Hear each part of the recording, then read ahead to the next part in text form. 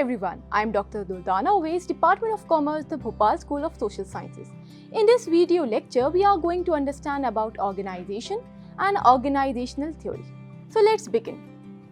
When we use the word organization, it can mean two things. First, as a static concept, it is used to mean structure, a particular network of specified relationships, or even an entity. As such, under this meaning, organization denotes a group of people who are bound together by a specified relationship towards a certain objective. When we term organization as a structure, it is a network of internal authority and responsibility relationship, or rather say a framework of relationship of people working at different levels of the organizations to accomplish common objective.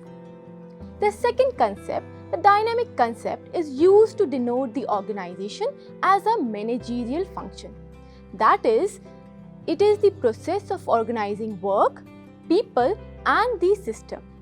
As such, the dynamic concept is concerned with determining the activities and organizing them in such a way which is necessary for achieving the objective. In this video lecture, we are going to restrict ourselves to understand organization with reference to the static concept of the word. That is, organization as an entity, structure or a network of relationship. Now, the question comes, what's the need of an organization? Since the beginning of this civilization, it was understood that human beings cannot live in isolation. And so, they started combining their efforts to harness the benefits of a group. The combining of the efforts and skills led to better chances of survival and growth of human beings. Look at the history, which shows that men organized masses into groups according to their intelligence and physical as well as mental abilities. The Sumerian civilization and their vast tax collection system, the Egyptian civilization, the existence of Italian Commonwealth, the Roman Empire, the building of Great Wall of China, the pyramids of Egypt. These are all significant examples of organization of physical and mental capabilities. And as such, the evolution of organization can be traced back to the days when human beings started living in groups. From these, it is clear that organization includes communication, division of work, statement of policies and procedures, common goal or objective, and of course coordination. These are also called as the element of organization. These elements become the features of an organization. Firstly, an organization is a group of individuals which may be large or small.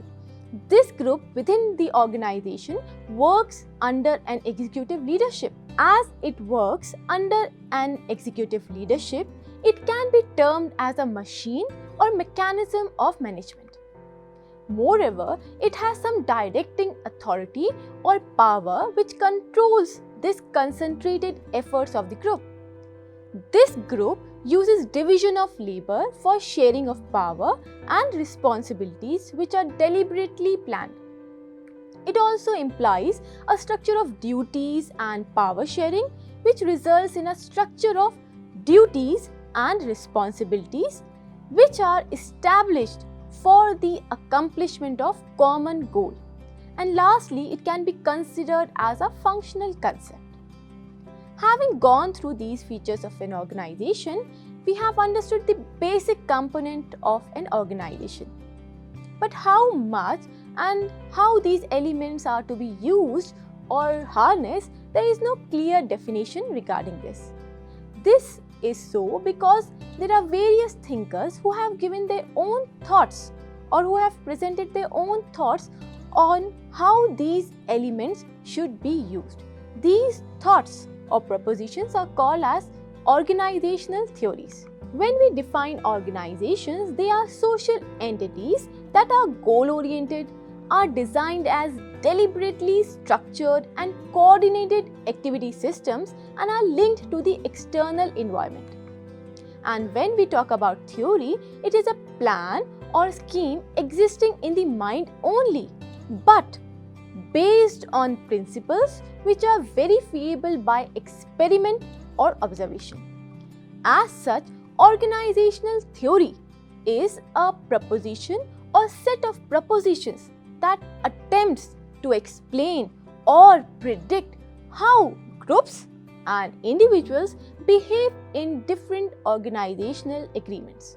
In simple words, organizational theory is a body of considerable knowledge and literature developed over the years, reflecting what goes on in an organization.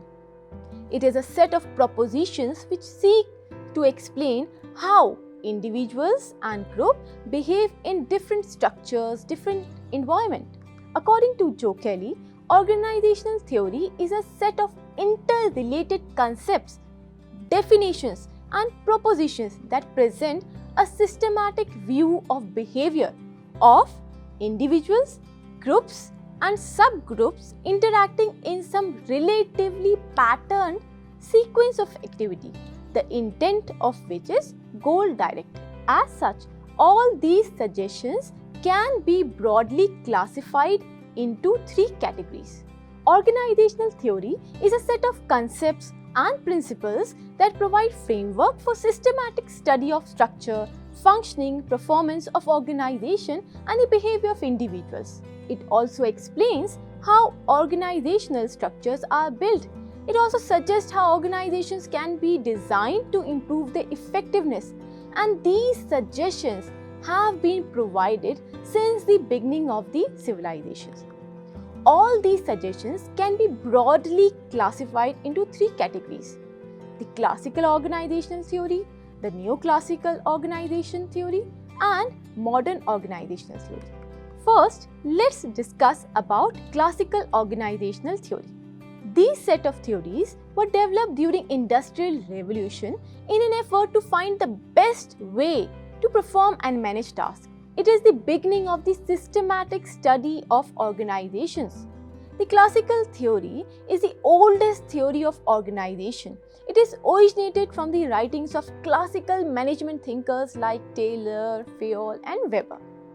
It represents the traditionally accepted views about organizations, where organizations were viewed as machine and human beings as components of that machine. They believed that efficiency of an organization can be increased by making each individual more efficient.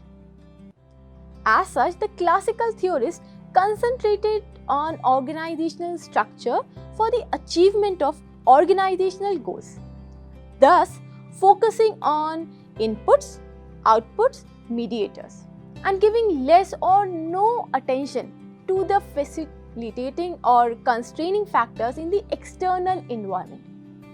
Although many of these concepts and principles hold good even today, the writers in this thought have dwelt on human behavior only in a very limited manner. The classical theory can be identified into three streams of thoughts.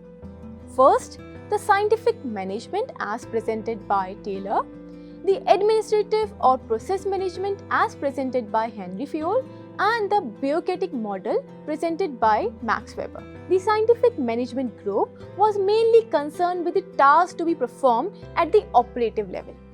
Henry Fayol studied for the first time the principles and functions of management, and Max Weber introduced bureaucracy as a form of rational organization. 2. Neoclassical organizational theory. The classical theory of organization mainly focused its attention on the physiological and mechanical variables of organizational functioning. The neoclassical writers tried to remove the deficiencies of the classical school. The propounders believed that human behavior in organization is greatly influenced by formal as well as informal relationships. The neoclassical theory introduced human relations approach in the classical theory of organization, by viewing organization as a combination of formal and informal organizations.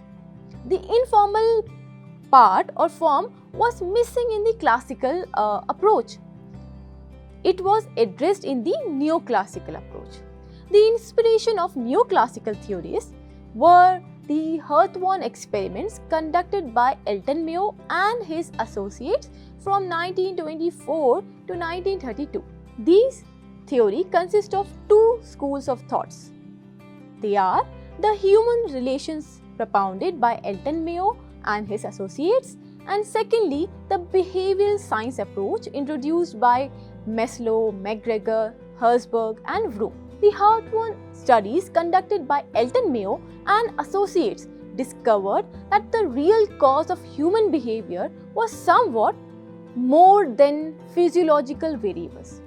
These studies revealed the importance of social as well as psychological factors in determining workers' productivity and satisfaction. Whereas the pioneers of behavioral approach reasoned that in as much as managing involves getting things done with and through people, the study of management must be centered around people and their interpersonal relation.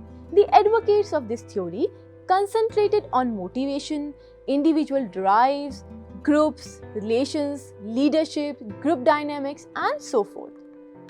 Next is the modern organizational theory. The modern organizational theory is of recent origin, having developed in 60s and flourished in 70s. The source of inspiration for modern theories is the systems analysis. The modern theory has an analytical base as it relies on empirical research, and above all, it has integrating nature. It is highly constructive, and the theory views organization as a system and studies it in its totality as a complex system of human interrelationships. The modern theory of organization views organization as a system. The modern theories are also based on concepts that the organization is an adaptive system which has to adjust to changes in its environment. The theory may be understood in two approaches: the systems approach and the contingency approach. The system approach studies the organization in its totality. The mutual dependent variables are properly analyzed. Both internal and external variables are studied in analyzing the nature of organization. The contingency approach suggests that there is no best way to handle all the management problems and which suits all the situations.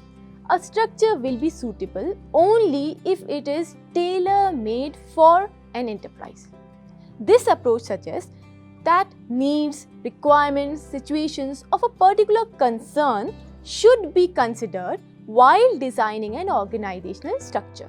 It influences both internal and external factors to be considered in this context.